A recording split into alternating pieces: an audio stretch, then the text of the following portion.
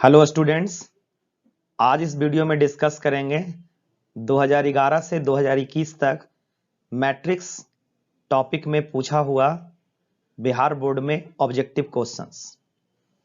First question अगर देखें तो यहां एक मैट्रिक्स दे रखा है ए मैट्रिक्स और हमें ऑब्टेन करना है ए का पावर 3। सो सबसे पहले हम ए स्क्वायर फाइंड आउट करें। तो ए स्क्वायर यानी कि ए इंटू ए यानी मैट्रिक्स के मल्टीप्लीकेशन से एक क्वेश्चन 1 माइनस वन और ये 1 मल्टीप्लाई होगा यही सिमिलर मैट्रिक्स से 1 माइनस वन और 1। सो इसे मल्टीप्लाई अगर करें तो ये 1 मल्टीप्लाइड इस 1 से, सो फाइनली यहां पर 1 और ये -1 मल्टीप्लाई होगा इस -1 से और दोनों को फिर अगर ऐड करें तो 2।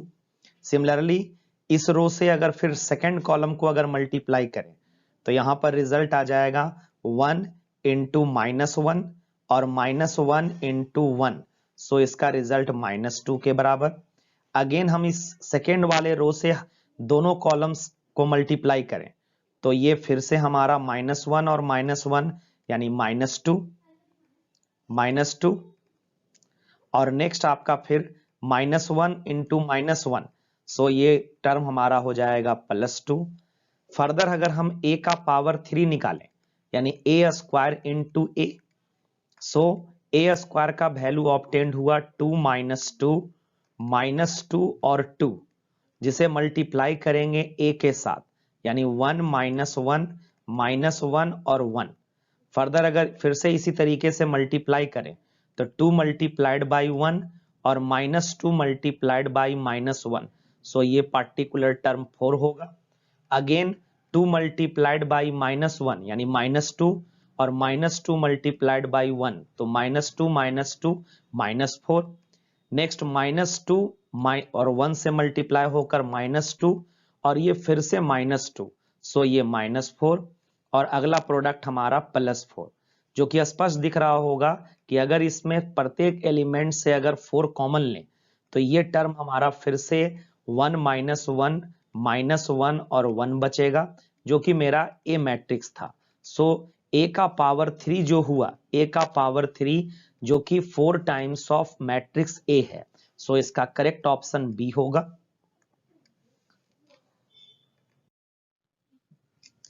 नेक्स्ट एक क्वेश्चन दे रखा है एक मैट्रिक्स जिसको चेक करना है कि skew symmetric, symmetric, unit matrix और नन ऑफ दिस। तो सबसे पहले अगर हम इस मैट्रिक्स का अगर सिमेट्रिक और स्क्यू सिमेट्रिक अगर चेक करें तो AHG HBF GFC, तो अगर ए का ट्रांसपोज किया जाए, ट्रांसपोज अगर करेंगे तो फिर से हमारा रिजल्ट यानी हम पहले कॉलम को अगर फर्स्ट रो में कन्वर्ट करें तो AHG, सेकेंड कॉलम को अगर सेकेंड रो में कन्वर्ट करें तो HBF और थर्ड कॉलम को अगर थर्ड रो में कन्वर्ट करें तो GFC, जो कि मिलता जुलता उसी ए मैट्रिक्स से ही है यानी ए मैट्रिक्स के बराबर रहा। तो अगर किसी मैट्रिक्स का ट्रांसपोज करने पर अगर वही मैट्रिक्स है तो उसे हम सिमेट्रिक मैट्रिक्स कहते हैं। सो बी नंबर ऑप्शन इसका करेक्ट ऑप्शन होगा। यहां दे रखा है ए और बी दो मैट्रिक्स और ये दोनों आपस में बराबर है। सो अगर इक्वलिटी ऑफ मैट्रिक्स से अगर देखें तो हमारा करस्पॉन्डिंग एलिमेंट्स आपस में सेम होगा क्योंकि दोनों मैट्रिक्स का ऑर्डर भी यहां पर सेम है। सो यहां से कम इक्वेट करें तो 4 alpha is equal to 16। So alpha का वैल्यू यहां पर हमारा 4 के बराबर होगा यानी सी नंबर ऑप्शन इसका करेक्ट है। नेक्स्ट फिर से एक ए मैट्रिक्स दे रखा है और ए स्क्वायर ऑब्टेन करना है जिसमें सभी एलिमेंट 1 के बराबर। सो ए स्क्वायर अगर हम लोग फाइंड आउट करें तो ए मैट्रिक्स को ए मैट्रिक्स से ही हम लोग गुना करेंगे। अब मैट्रिक्स के मल्टीप्लिकेशन का टर्म अगर अप्लाई करें तो 1 1 1, फर्दर इसे मल्टीप्लाई अगर करेंगे तो ये 1 मल्टीप्लाइड बाई दिस 1, ये 1 मल्टीप्लाई होगा इस 1 से और ये 1 इस 1 से और सभी टर्म को अगर जोड़ें तो ये फाइनली टर्म मेरा 3 होगा। सिमिलरली अगेन अगर इस रो से अगर हम सेकेंड कॉलम को मल्टीप्लाई करें तो सभी चूंकि सिमिलर टाइप का प्रोडक्ट है तो सभी का आंसर 3 3 3 होगा। अब सभी एलिमेंट से अगर हम 3 को कॉमन लें तो फिर से हमारा जो मैट्रिक्स मिला वो फिर से ए मैट्रिक्स है। इसका मतलब ए स्क्वायर करने पर हमें यहां पर 3 टाइम्स ऑफ दैट मैट्रिक्स मिल रहा है। इसका मतलब इसका करेक्ट ऑप्शन बी होगा। नेक्स्ट क्वेश्चन में दे रखा है एक मैट्रिक्स ए और A प्लस ए ट्रांसपोज अगर आइडेंटिटी मैट्रिक्स है सेकेंड ऑर्डर का, so A plus A transpose is equal to I2। So A का वैल्यू हमारा cos alpha minus sine alpha और नेक्स्ट हमारा कॉस अल्फा। अगर इसके ट्रांसपोज के साथ अगर इसे जोड़ें तो इसका ट्रांसपोज हो जाएगा कॉस अल्फा और माइनस साइन अल्फा। यानी हमने पहले रो को पहला कॉलम बना दिया और दूसरे रो को अगर सेकेंड कॉलम में अगर कन्वर्ट करें और इन दोनों का सम एक आइडेंटिटी मैट्रिक्स है सेकेंड ऑर्डर का, यानी 1 0 0 1। फर्दर अगर दोनों लेफ्ट हैंड साइड में अगर टर्म को ऐड करें तो ये कॉस अल्फा और ये कॉस अल्फा, सो ये पार्टिकुलर टर्म 2 कॉस अल्फा, ये माइनस साइन अल्फा और साइन अल्फा ऐड होकर 0, फर्दर ये भी 0 और ये 2 कॉस अल्फा, जो कि बराबर है आइडेंटिटी मैट्रिक्स 1 0 0 1 के। अब अगर हम लोग दोनों तरफ इक्वलिटी से इक्वेट करें तो 2 कॉस अल्फा का वैल्यू यहां पर 1 के बराबर। So cos alpha is equal to 1/2 और 1/2 कॉस में हमारा 60 डिग्री का वैल्यू होता है, यानी π/3। सो इस तरीके से अल्फा का वैल्यू यहां पर π/3 होगा। सो करेक्ट ऑप्शन इसका बी नंबर ऑप्शन है।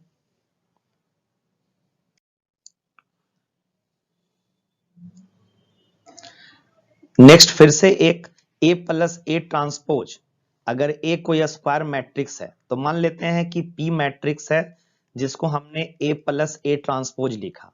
अब अगर P का ट्रांसपोज करें यानी इसके सिमेट्रिक और अस्क्यू सिमेट्रिक को चेक करने के लिए, तो ये A प्लस ए ट्रांसपोज का ट्रांसपोज होगा।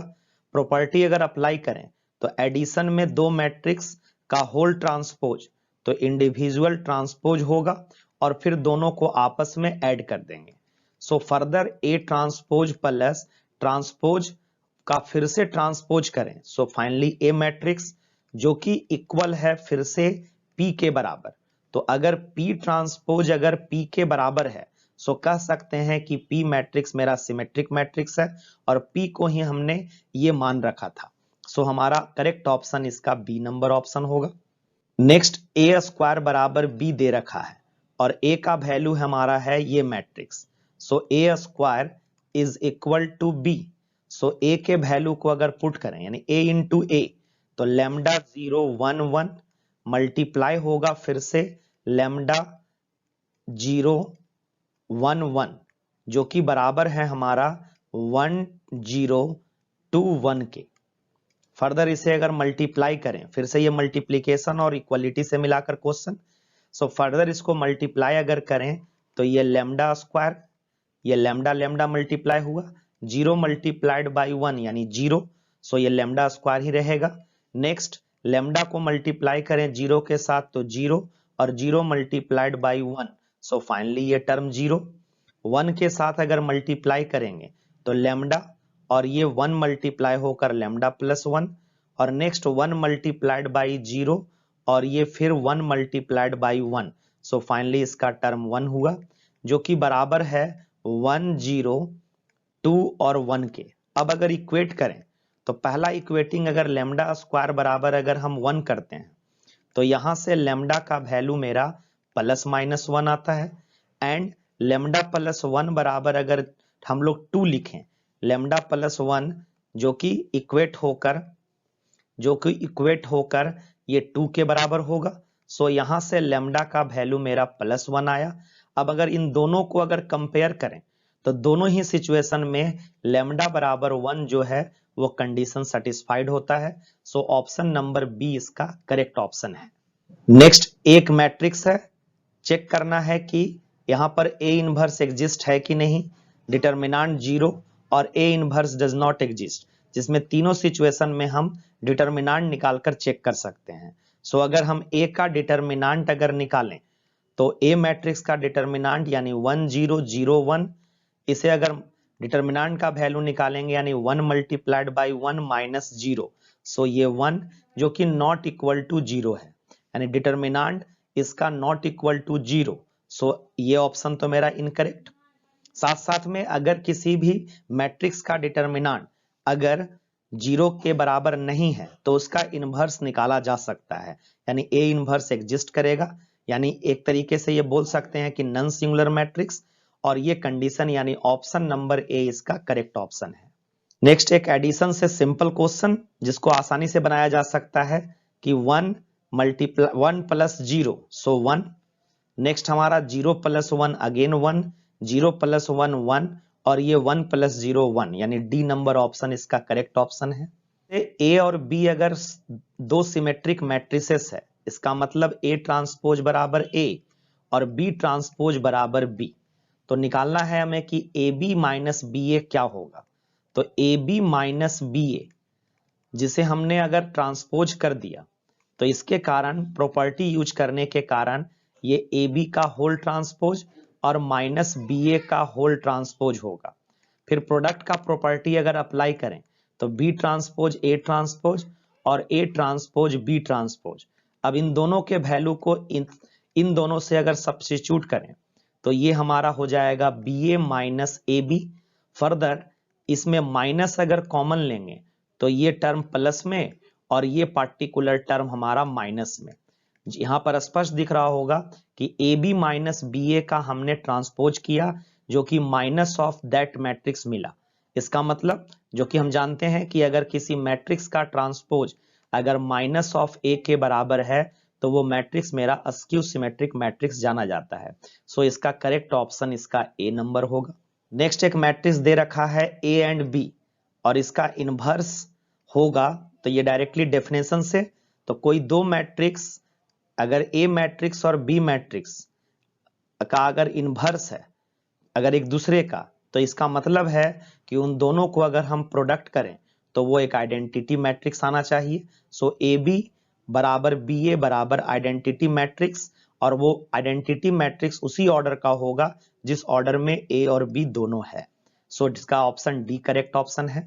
नेक्स्ट एक स्क्वायर मैट्रिक्स से डेफिनेशन पर बेस्ड करके एक क्वेश्चन कि कोई अगर मान लीजिए कि मैट्रिक्स दे रखा है जिसका ऑर्डर है m बाई n और वो अगर स्क्वायर मैट्रिक्स होगा, तो स्क्वायर मैट्रिक्स यानी जिसमें नंबर ऑफ रोज और नंबर ऑफ कॉलम्स आपस में बराबर हो। सो करेक्ट ऑप्शन इसका ऑप्शन नंबर ए है। Next the number of all possible matrices of order 3/3, तो ऑर्डर 3/3 और अगर ऑर्डर का कोई मैट्रिक्स, सो इसमें एलिमेंट्स 9 होंगे जिसमें 3 कॉलम और 3 रो, तो 3 रो और 3 कॉलम हमने कंस्ट्रक्ट किया। इसके बाद क्वेश्चन आगे में कह रहा है कि जिसका प्रत्येक एंट्री 0 और 1 है, यानी प्रत्येक एंट्री को हम फिल कर सकते हैं दो तरीके से। तो ईच एंट्री को अगर हम फिल करेंगे दो तरीके से, सो इस तरीके से 9 एंट्रीज है। सो सभी एंट्री फिल होने के लिए हमारा सभी आपस में मल्टीप्लाई होगा। So 2 into 2 into 2 in dot dot 9 times. So इसका मतलब कि 2 का पावर 9 यानी कि 512 मैट्रिसेस पॉसिबल है। सो ऑप्शन नंबर ए इसका करेक्ट ऑप्शन होगा। कोई एक मैट्रिक्स ए अगर अस्क्यू सिमेट्रिक मैट्रिक्स है, तो अस्क्यू सिमेट्रिक मैट्रिक्स आपका होने के लिए ये डेफिनेशन में ही हम लोग जानते हैं कि ए आई जे जो होगा वो माइनस ऑफ ए जे आई होगा, क्योंकि ट्रांसपोज ऑपरेशन करने पर वो माइनस ऑफ ए होना चाहिए, यानी एलिमेंट हमेशा जो भी एलिमेंट है उसका साइन अपोजिट होता जाएगा। सो बी नंबर ऑप्शन इसका करेक्ट ऑप्शन है। फिर से इक्वलिटी ऑफ मैट्रिसेस जिसको आसानी से कंपेयर कर सकते हैं कि x के जगह पर 6 है, सो इसका करेक्ट ऑप्शन जो होगा वो ऑप्शन नंबर ए होगा। नेक्स्ट फिर से एडिशन और इक्वलिटी से मिलाकर एक क्वेश्चन जिसमें पहला मैट्रिक्स दे रखा है 2 टाइम्स ऑफ 3 4 5 x, जिसको हम डायरेक्टली 2 से मल्टीप्लाई कर लें तो 6 8 10 और 2x, जो कि ऐड होगा हमारा ऐड होगा 1y 0 1 और जो कि बराबर है हमारा 7, 0, 10 और 5 के। फर्दर अगर लेफ्ट हैंड साइड में अगर दोनों मैट्रिक्स को ऐड करें तो 6 और 1 7, 8 plus Y, 8 plus Y, next 10 plus 0 यानी दैट इज 10 और 2x प्लस 1, सो 2x प्लस 1 जो कि बराबर है हमारा 7, 0 और 10 और 5 के। अब अगर कंपेयर करें x और y निकालने के लिए तो 8 प्लस वाई जो कि 0 के बराबर, 8 प्लस वाई जो कि 0 के बराबर, सो y का वैल्यू यहां से मेरा -8 होगा। एंड 2x प्लस 1 जो कि 2x प्लस 1 5 के बराबर है। सो यहां से अगर x का वैल्यू निकालें तो x का वैल्यू 2, सो 2 और -8 इसका करेक्ट ऑप्शन है। सो 2 और -8 यानी ऑप्शन नंबर बी इसका करेक्ट ऑप्शन होगा। नेक्स्ट यहां दे रखा है which of the following is an unit matrix of order 3/3, जो कि एक डेफिनेशन से ही बेस्ड करके। सो ऑप्शन नंबर बी जो इसका होगा वो करेक्ट ऑप्शन, यानी डायगोनल पर सभी एलिमेंट 1 होना चाहिए और अदर देन प्रिंसिपल डायगोनल जो भी एलिमेंट्स होगा जो कि 0 के बराबर होगा। सो बी नंबर ऑप्शन मेरा करेक्ट ऑप्शन है।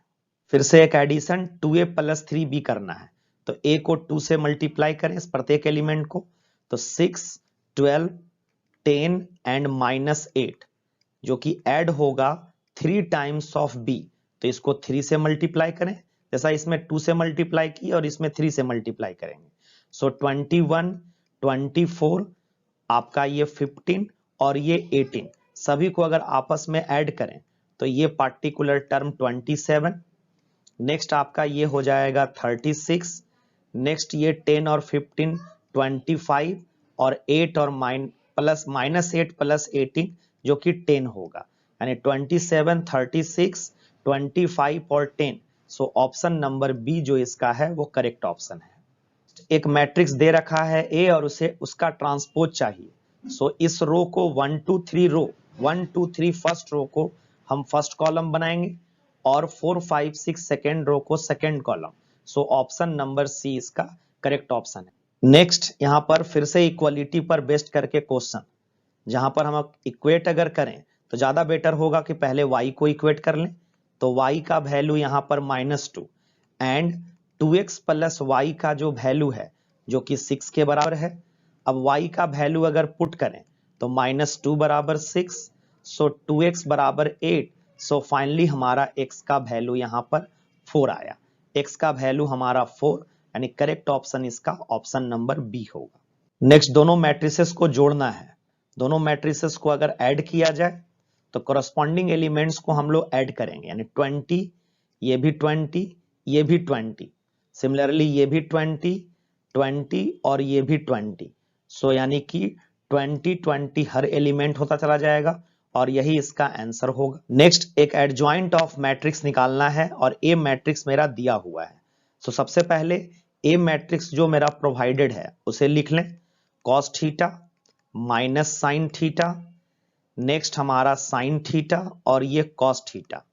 सभी का एडजॉइंट निकालने के लिए प्रत्येक एलिमेंट्स का सबसे पहले कोफैक्टर निकालेंगे, तो cofactor of first element cos theta जो कि हम जानते हैं कि इसका प्रॉपर साइन, तो ये फर्स्ट रो और फर्स्ट कॉलम, सो -1 का पावर 1 + 1 यानी पॉजिटिव साइन के साथ, और इसके रो और कॉलम को अगर एलिमिनेट करें सो कॉस थीटा यहां होगा। नेक्स्ट कोफैक्टर ऑफ अगर हम लोग next element minus sine theta निकालें तो पोजीशन के अनुसार इसका साइन नेगेटिव और नेक्स्ट इसका टर्म हो जाएगा sign theta.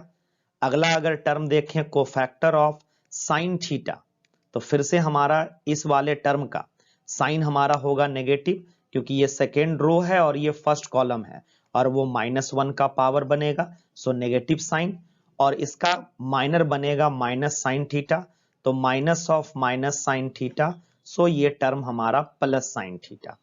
And last one अगर देखें कि कॉस थीटा का हमारा कोफैक्टर, तो कॉस थीटा का कोफैक्टर पॉजिटिव साइन के साथ और ये कॉस थीटा होगा। नाउ अगर एडजॉइंट अगर निकालें, एडजॉइंट ऑफ ए, तो सभी कोफैक्टर्स जो मैट्रिक्स बना जिसमें सभी एलिमेंट के जगह अगर उसके कोफैक्टर को अगर प्लेस करें तो कॉस थीटा, ये माइनस साइन थीटा, नेक्स्ट हमारा साइन थीटा और ये हमारा कॉस थीटा, जिसका ट्रांसपोज करेंगे। सबको अगर ट्रांसपोज करें तो ये कॉस थीटा और minus sine theta, first row को हमने फर्स्ट कॉलम बनाया और सेकेंड रो को साइन थीटा और कॉस थीटा, यही इस मैट्रिक्स का एडजॉइंट होगा। सो हमारा करेक्ट ऑप्शन जो होना चाहिए वो ऑप्शन नंबर सी होगा। से क्वेश्चन एडजॉइंट से ही रिलेटेड। सो ए बराबर दे रखा है 1 2, सिमिलर क्वेश्चन 2 1। अब यहां पर अगर हम लोग पहले कोफैक्टर निकालें, कोफैक्टर, तो कोफैक्टर ऑलरेडी चूंकि सीख चुके हैं तो हम लोग यहां पर डायरेक्टली एडजॉइंट ही लिखें। अगर एडजॉइंट अगर डायरेक्ट अगर निकालना हो तो हम प्रत्येक एलिमेंट के जगह उसके कोफैक्टर को लिखेंगे और फिर उसका ट्रांसपोज करेंगे। सो 1 का कोफैक्टर हमारा 1 हो जाएगा, 2 का कोफैक्टर हमारा ये -2 और उसके साइन के कारण -2। सिमिलरली 2 का अगर देखें तो अगेन ये -2 और 1 का ये टर्म हमारा 1 ही होगा। ट्रांसपोज अगर करें तो 1 -2 और -2 1 से ए है, ए ऑप्शन इसका करेक्ट ऑप्शन होगा। नेक्स्ट क्वेश्चन फिर से एक मल्टीप्लीकेशन का क्वेश्चन कि 1 1 0 1 और बी का वैल्यू दे रखा है 0 1 1 0। सो 1 मल्टीप्लाइड बाई 0 0 और ये 1 मल्टीप्लाइड बाई 1, सो फाइनली इसका रिजल्ट 1। फिर 1 मल्टीप्लाइड बाई 1 और ये 1 multiplied by 0, again 1। Next 0 multiplied by 0 0 और ये 1 मल्टीप्लाइड बाई 1 तो 1, 0 मल्टीप्लाइड बाई 1 और 1 मल्टीप्लाइड बाई 0 सो 0। सो इसका करेक्ट ऑप्शन जो होगा वो ऑप्शन नंबर बी होगा। नेक्स्ट ए स्क्वायर ऑब्टेन करना है और a इंटू ए, और a का वैल्यू दिए हुए है आयोटा 0 0 आयोटा, और हम जानते हैं कि आई स्क्वायर यानी आयोटा का स्क्वायर -1 के बराबर, सो 0 आई। अब इसे अगर हम लोग सॉल्व करें तो i multiplied by I, so I square. Next हमारा 0 मल्टीप्लाइड बाई 0 तो 0 रहा। Next i multiplied by 0 0, 0 multiplied by I यानी 0। फाइनली ये भी टर्म हमारा 0 और अगला टर्म हो जाएगा आई स्क्वायर। अब जहां जहां आई स्क्वायर है उसके जगह हम -1 पुट कर दें, जो कि हम लोग कॉम्प्लेक्स नंबर में 11th क्लास में पढ़े हैं। यानी आई स्क्वायर का वैल्यू फिर से यहां पर -1 यानी -1 यानी -1 0 0 -1, यही इसका करेक्ट ऑप्शन होगा। यानी ऑप्शन नंबर बी इसका करेक्ट ऑप्शन है।